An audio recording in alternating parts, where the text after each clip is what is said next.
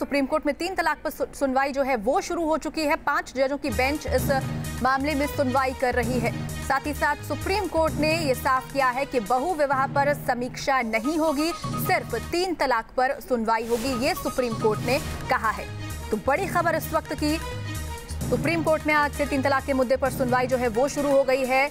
जगदीश सिंह सेहर की अध्यक्षता में 5 सदस्यीय संविधान जो है वो तमाम याचिकाओं पर सुनवाई कर रहा है। इस बीच ये भी साफ कर दिया गया है कि बहु विवाह पर समीक्षा नहीं होगी, सिर्फ 3 तलाक पर ही सुनवाई की जाएगी। और हमारे सहयोगी अरविंद सिंह ज्यादा जानकारी के साथ जुड़ गए हैं। अरविंद, सुनवाई जो है वो शुरू हो चुकी है। सुप्रीम कोर्ट ने साफ कर दिया है कि सिर्फ 3 तलाक पर सुनवाई होगी। क्या कुछ और अहम बातें निकलकर सामने आई हैं? देखिए, 3 महत्वपूर्ण बातें सुप्रीम कोर्ट में चीफ जस्टिस JS खेहर ने जैसे इस मामले की सुनवाई शुरू हुई कही है। पहली बात ये कि उन्होंने कहा है कि अदालत इस पर विचार करेगी कि क्या ट्रिपल तलाक या निकाह हलाला जैसी परंपराएं इस्लाम का अभिन्न अंग है या नहीं। यानी कोर्ट पहले ये तय करेगी कि जिस तरह की कि क्या ये उसका अभिन्न हिस्सा है या नहीं। कोर्ट ने यह भी साफ किया कि अगर अदालत इस निष्कर्ष पर पहुंचती है कि ट्रिपल तलाक या निकाह हलाला इस्लाम का अभिन्न अंग है, तो ऐसी सूरत में अदालत इसमें दखल नहीं देगी, ये अदालत ने साफ किया है।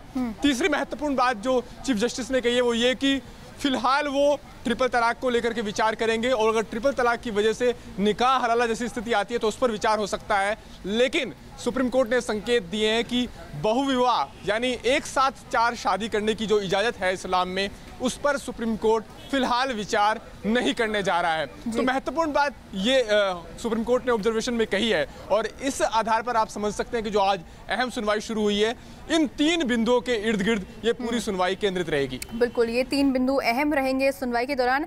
अरविंद, कई मामलों में महत्वपूर्ण भी है ये सुनवाई, क्योंकि कुछ दिन पहले इलाहाबाद हाईकोर्ट ने ये साफ किया था कि पर्सनल लॉ बोर्ड के नाम पर महिलाओं के मानवाधिकार का हनन नहीं किया जा सकता। केंद्र सरकार भी इस बात को लगातार कहती आई है और इस बीच ये सुनवाई सुप्रीम कोर्ट में शुरू हुई है, बेहद अहम।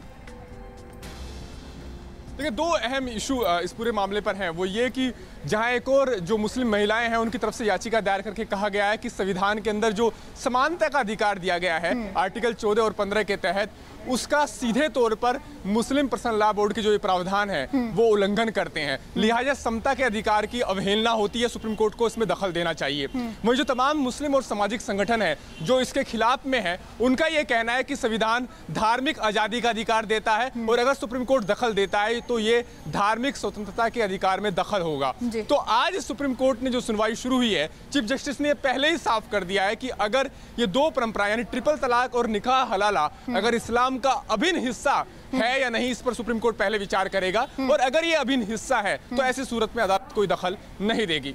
जी चलिए, शुक्रिया अरविंद तमाम जानकारी और बातचीत के लिए। तो सुप्रीम कोर्ट ने अपना रुख साफ कर दिया है। इस बीच 3 तलाक के मुद्दे पर याचिकाकर्ता फराह फैज से बात की हमारे संवाददाता अरविंद सिंह ने। देखिए फराह मैम, आपने जो याचिका दायर की है उसमें क्या कुछ मुख्य तौर पर कहा गया है? देखिए, मैंने अपनी याचिका में यही कह रखा है कि जो शरिया लॉ है उसका कोडिफिकेशन हो जाना चाहिए और जितने भी मामले हैं, जो भी डिस्प्यूट्स अराइज होते हैं मुस्लिम कम्युनिटी में, मैट्रिमोनियल डिस्प्यूट्स जो हैं, वो सारे के सारे हमारी कोर्ट जो हैं, जो हमारे देश की न्याय व्यवस्था है, उसी को डिसाइड करने चाहिए। ये जो दारुल क़ज़ा वगैरह चल रहे हैं, इनमें डिसाइड नहीं होने चाहिए, क्योंकि इनमें डिसाइड करने वाले जो मुफ्ती काजी हैं वो मेरे हिसाब से वो उनको पूरी जानकारी नहीं होती, कॉन्स्टिट्यूशन का पता नहीं है, एक्ट्स का पता नहीं है।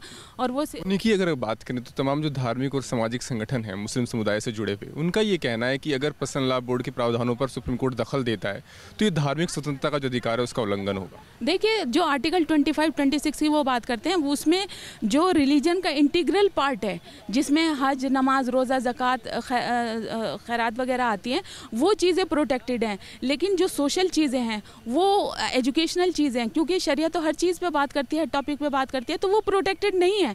तो इसलिए अगर इनको सुना जाएगा, इनका कोडिफिकेशन कर दिया जाएगा, तो इससे ना तो हमारी शरिया हर्ट होती, और क्रिमिनोलॉजी का एग्जांपल आपके सामने, एविडेंस एक्ट आपके सामने है, प्रॉपर्टी एक्ट आपके सामने है, prohibition of child marriage act आपके सामने, वो सारी चीज़ें भी तो फॉलो की जा रही है, मुस्लिम मानते हैं। वीडियो जर्नलिस्ट दिव्य चौबे के साथ अरविंद सिंह, न्यूज़ नेशन, दिल्ली।